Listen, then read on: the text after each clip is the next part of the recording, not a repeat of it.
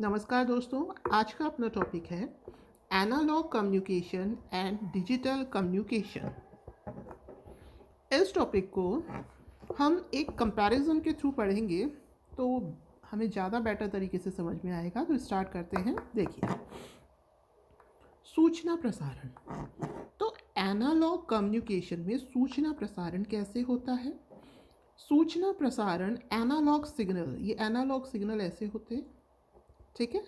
तो ऐसे इसका जो प्रसारण है वो एनालॉग सिग्नल के द्वारा होता है।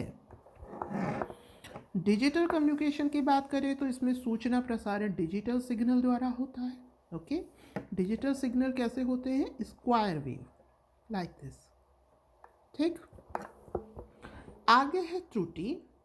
तो ये जो एनालॉग सिग्नल है इसमें एरर की जो पॉसिबिलिटीज़ हैं वो ज़्यादा होती हैं, ठीक है।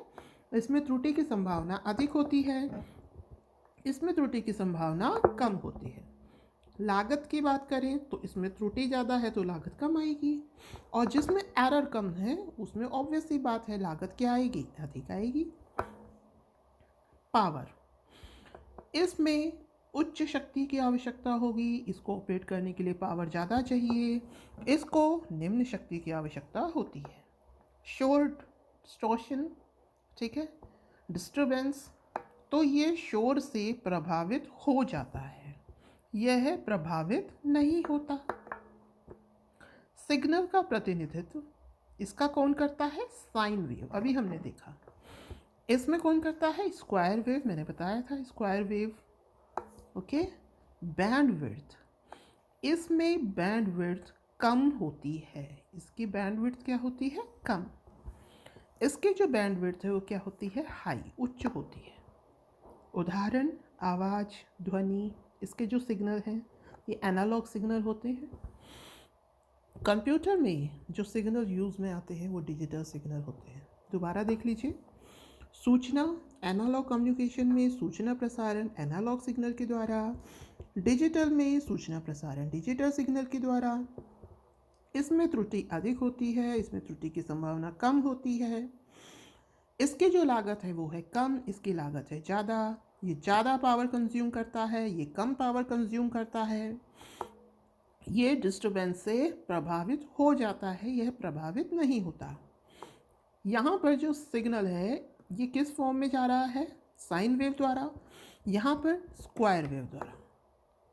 इसकी बैंडविड्थ कम है, इसकी बैंडविड्थ ज़्यादा है। एग्जाम्पल, आवाज़, ध्वनि वगैरह, इसका एग्जाम्पल क्या है? कंप्यूटर के जो डिजिटल सिग्नल्स हैं वो। अब हम देखते हैं कि कम्युनिकेशन होता कैसे है। तो देखिए, सबसे पहले हमने दिया एनालॉग इनपुट। एनालॉग इनपुट, आप ये मान लीजिए कि आप फ़ोन पर बात कर रहे हैं। ओके, अब आप बात कर रहे हैं तो वो कैसा मैसेज है? वो है voice message. Is it clear? कैसा मैसेज है? Voice message. अब ये जो ट्रांसड्यूसर है ये क्या करेगा? अब इलेक्ट्रिक सिग्नल जाएंगे हमारे फ़ोन में, लाइन के थ्रू कनेक्टेड है। आप चाहे लैंडलाइन की बात कीजिए या फिर मोबाइल की बात कीजिए, जो टावर है उसके नीचे भी वायर जाते हैं। ओके, तो अब क्या होगा? जो साउंड वेव्स हैं, ट्रांसड्यूसर क्या करेगा? उनको जो इलेक्ट्रिक सिग्नल है उसमें कन्वर्ट करेगा। फिर बाद में मॉड्यूलेटर की ज़रूरत पड़ेगी। मॉड्यूलेटर क्या काम करता है? मॉड्यूलेटर में मान लीजिए कि जो हमारा जो सोर्स वेव है, यानी कि जो हम बोले जो वेव है वो प्रॉपर नहीं है आगे प्रोपोगेट करने के लिए, संचरण करने के लिए, तो उसकी हेल्प के लिए हम दूसरी वेव यूज़ में लेते हैं जिसे कैरियर वेव कहते हैं। मान लीजिए कि जो हमारी साउंड वेव थी, जो सोर्स वेव थी, वो एक बच्चे की तरह है, वो ज़्यादा दूरी तय नहीं कर सकती, तो हमने किसी बड़े को उसको सौंपा कि भाई उसको वहाँ तक छोड़ देना, तो that is carrier wave. Okay, तो क्या हुआ? ट्रांसड्यूसर ने इसको इलेक्ट्रिक जो सिग्नल थे उसमें कन्वर्ट किया। फिर मॉड्यूलेटर से हमने इसको कैरियर वेव पर ओवरलैप किया। जो मॉड्यूलेशन है इसके 3 टाइप्स होते हैं, वो ज़्यादा हो जाएगा, उसमें नाम बता देती हूँ। Amplitude modulation, phase modulation and frequency modulation, ठीक है। फिर क्या होता है? चैनल के थ्रू ये जाती हैं, इनका संचरण होता है, फिर ये पहुंचती हैं डीमॉड्यूलेटर पर। डीमॉड्यूलेट क्या करेगा? अब वापस ले लेगा छोटे बच्चे को, यानी जो साउंड वेव, जो मेन सिग्नल था, जो सोर्स सिग्नल था, वो उसको हटा दिया जाएगा कैरियर वेव से। फिर बाद में क्या होगा, अब ये इलेक्ट्रिकल सिग्नल में था, अब जो उधर इंसान है उसको साउंड सिग्नल चाहिए, तो अब हम यहाँ पर दूसरा ट्रांसड्यूसर लगाते हैं जो कि क्या करता है, जो इलेक्ट्रिक सिग्नल थे उसको दोबारा साउंड सिग्नल में कन्वर्ट कर देता है। तो इस तरीके से जो एनालॉग सिग्नल है वो क्या होते हैं, कम्युनिकेट होते हैं। Is it clear? आगे है डिजिटल कम्युनिकेशन। तो देखिए डिजिटल कम्युनिकेशन में क्या होता है, मान लीजिए डिजिटल कम्युनिकेशन का नाम आता है कंप्यूटर वगैरह, ध्यान में रखिए, क्योंकि डिजिटल कम्युनिकेशन किस में यूज़ में आता है, कंप्यूटर में। तो ये है इंफॉर्मेशन सोर्स, मतलब इंफॉर्मेशन आपने दी।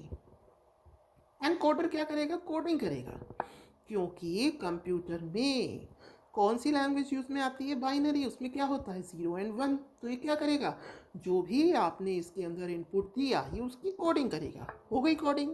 अब वही सेम प्रोसेस है, मॉड्यूलेटर का यूज़ किया जाएगा। फिर आगे चैनल के थ्रू आगे जाकर डी मॉड्यूलेटर लगा होगा, फिर डी मॉड्यूलेटर से ये एनकोडर है, इसने क्या किया, कोडिंग करी। अब कोडिंग को दोबारा से जो मेन मैसेज है या जो मेन इन्फॉर्मेशन है उसमें कन्वर्ट करना है, तो उसे क्या कहेंगे, डिकोडिंग। और डिकोडिंग कौन करेगा, डिकोडर करेगा। ठीक है ना, आपने मैसेज भेजा, मेल किया तो इनकोडर ने उसको क्या किया, कोडिंग सिग्नल्स में बदला, कोड में चेंज किया। मॉड्यूलेटर ने उसको मॉड्यूलेट करके चैनल के थ्रू डीमॉड्यूलेटर तक भेजा। डीमॉड्यूलेटर में फिर हमें वही कोडिंग वाला सिग्नल मिला, फिर हमने डिकोडर से उसको जो ओरिजिनल मैसेज था या जो ओरिजिनल सोर्स था उसमें हमने इसको ले लिया। ओके, ये हमें प्राप्त हो गया।